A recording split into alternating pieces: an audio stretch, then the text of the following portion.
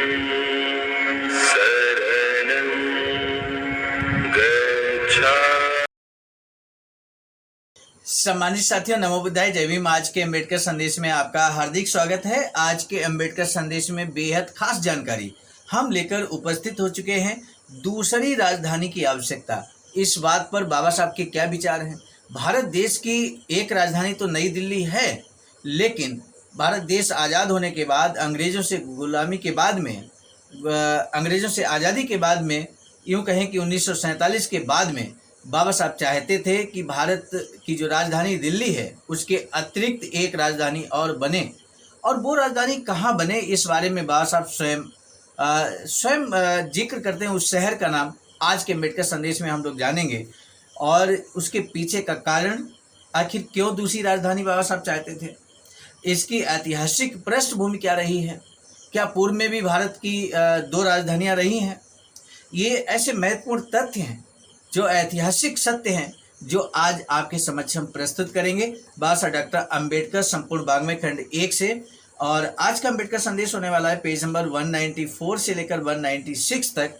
सामान्य साथियों, आज का अम्बेडकर संदेश हमेशा की भांति BBAIC सारनाथ, वाराणसी, राज्य उत्तर प्रदेश, देश भारत के सौजन्य से आपकी सेवा में प्रस्तुत किया जा रहा है।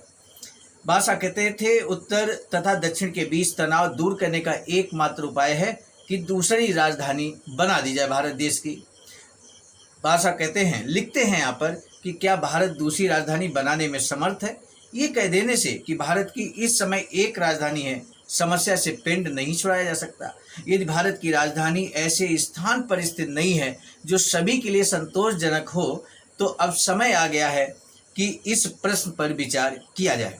बाबा साहब कहते हैं कि अंग्रेजों के भारत छोड़ने के बाद अब तक भारत की एक ही राजधानी रही है। अंग्रेजों के भारत छोड़ने के बाद अब तक भारत की एक ही राजधानी रही है, और वह दिल्ली है। 1955 का ये बाबा साहब का लेख है, जो हम आपके समक्ष प्रस्तुत कर रहे हैं। अंग्रेजों के आगमन के पहले भारत की हमेशा दो राजधानियां रही हैं। अंग्रेजों के आगमन से पहले भारत की हमेशा दो राजधानियां रही हैं। ये ऐतिहासिक सत्य बाबा साहब बताते हैं। कहते हैं, मुगलों के शासनकाल में भारत की दिल्ली में एक राजधानी थी और कश्मीर में श्रीनगर दूसरी। जब अंग्रेज आए तब उनकी भी दो राजधानियां थी, यानी कि अंग्रेजों ने भी दो राजधानी बनाई, एक कलकत्ता और दूसरी शिमला। जब वे कलकत्ता छोड़कर दिल्ली आ गए, तब भी उन्होंने शिमला को अपनी ग्रीष्मकालीन राजधानी बनाए रखा। जो दो राजधानियां मुगलों और अंग्रेजों ने कायम रखी, उनका कारण जलवायु संबंधी परिस्थितियां थीं। चाहे अंग्रेज हों या मुगल, किसी के लिए भी लगातार 12 महीनों तक दिल्ली या कलकत्ता में रहना संभव नहीं था। दिल्ली की गर्मी मुगलों के लिए असह्य थी, इसीलिए उन्होंने गर्मी के महीनों के लिए श्रीनगर को अपनी दूसरी राजधानी बनाया।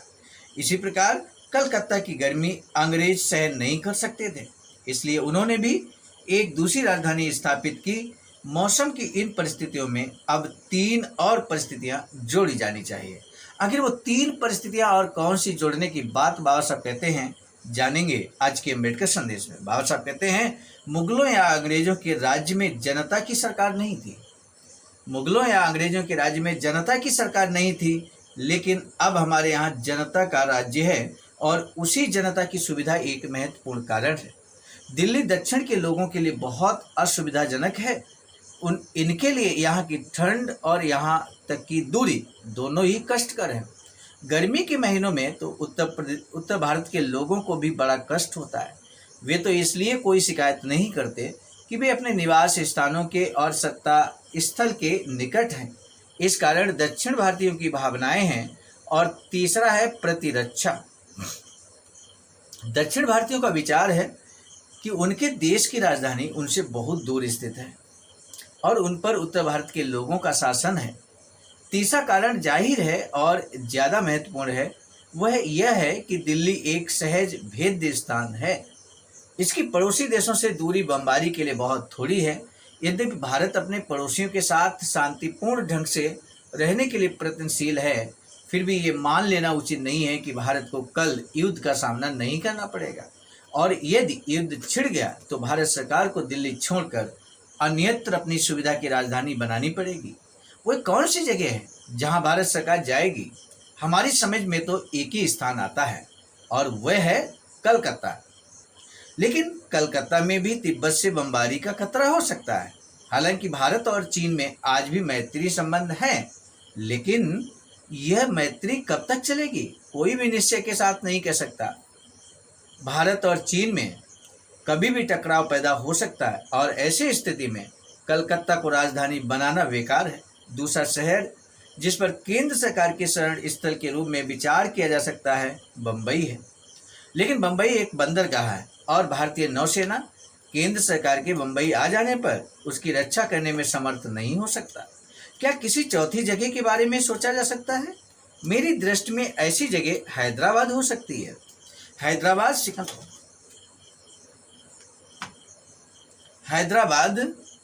सिकंदराबाद और बोलारम को मुख्य आयुक्त के प्रांत के रूप में गठित करके उसे भारत की दूसरी राजधानी बनाया जा सकता है। हैदराबाद भारत की राजधानी की सभी आवश्यकताएं पूरी करता है। उसकी सभी राज्यों से समान दूरी है। जो भी निम्नांकित सारणी पर दृष्टिपात करेगा वह महसूस करेगा। देखिए यहाँ पर टेबल हम आपको दिखाने की कोशिश कर रहे हैं।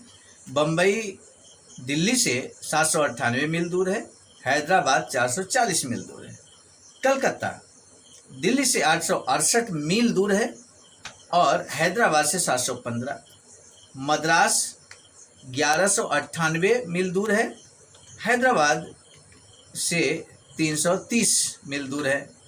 मद्रास यानी कि दिल्ली से 1198 है और हैदराबाद से 330। करनूल 957 दिल्ली से है, 275 हैदराबाद से। त्रिवेंद्रम 1521 मील दिल्ली से दूर है, जबकि हैदराबाद से मात्र 660 मील दूर है।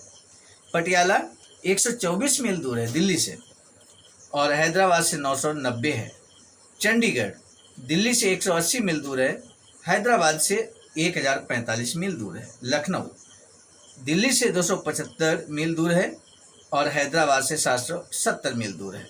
तो ये इस तरह से बाबा साहब यहाँ पर दूरी के दृष्टिकोण से हैदराबाद को कहीं ज़्यादा उचित पाते हैं। बाबा साहब कहते हैं प्रतिरक्षा की दृष्टि से यह व्यवस्था केंद्र सरकार को सुरक्षा प्रदान करेगी। उसकी भारत की सभी महानगरों से समान दूरी है। इससे दक्षिण भारत के लोगों को भी ये संतोष होगा कि उनकी सरकार कभी उनके यहाँ भी रहती है। सरकार सर्दी के मौसम में और कुछ अन्य महीनों के दौरान हैदराबाद में रह सकती है। हैदराबाद में वे सभी सुविधाएं हैं जो दिल्ली में उपलब्ध हैं और ये दिल्ली से कहीं बेहतर शहर भी है। इसमें वह सारा वैभव विद्यमान है जो दिल्ली में है। यहाँ इमारतें सस्ती हैं और सुंदर भी, बल्कि दिल्ली से कहीं अच्छी हैं। वे सब बिकाऊ भी हैं। अगर कोई कमी है तो यह कि इसमें संसद भवन नहीं है जो भारत सरकार बड़ी आसानी से बनवा सकती है। ये ऐसा स्थान है जहां संसद साल भर बैठकर काम कर सकती है, जो उसके लिए दिल्ली में करना संभव नहीं है। मेरी समझ में नहीं आता कि हैदराबाद को भारत की दूसरी राजधानी बनाने में क्या आपत्ति हो सकती है। अच्छा होगा यदि यह काम इसी समय हो जाए जब हम राज्यों का पुनर्गठन कर रहे हैं। हैदराबाद, सिकंदराबाद और बोलारम को मिलाकर भारत की दूसरी राजधानी बना दिया जाए। सौभाग्य की बात है कि ऐसा बड़ी आसानी से किया जा सकता है और इससे समस्त दक्षिण भारत, महाराष्ट्र, आंध्र सभी को संतोष होगा। उत्तर और दक्षिण के बीच तनाव की स्थिति दूर करने का यह एक अच्छा उपाय है। मेरे साथियों, इस तरह से बाबा साहब ने यहाँ पर एक नई राजधानी बनाने की बात की है और ये होना ही चाहिए। इस बात को हमें ध्यान रखना है। आज के अम्बेडकर संदेश का जो महत्वपूर्ण प्रश्न है, फाइनली बाबा साहब ने दिल्ली तो एक राजधानी है ही भारत की, लेकिन दूसरी राजधानी कौन सी सजेस्ट की है, आखिर किस शहर में भारत की दूसरी राजधानी होनी चाहिए। बाबा साहब ने इस संबंध में अपने विचारों से हम सभी को अवगत कराया है, हमने आप तक पहुंचाया है। हमारा विशेष निवेदन आपसे है कि आप इसी प्रश्न का जवाब कमेंट सेक्शन में जरूर लिखें कि आखिर बाबा साहब ने दूसरी राजधानी भारत की कौन सी बनाने की पुरजोर वकालत की है। मेरे साथियों, ऐतिहासिक जानकारी जन जन तक पहुँचे, इसके लिए शेयर वीडियो को जरूर कीजिएगा। इसी निवेदन के साथ दीजिए इजाज़त। आप सभी को सादर नमो बुद्धाय, जय भीम।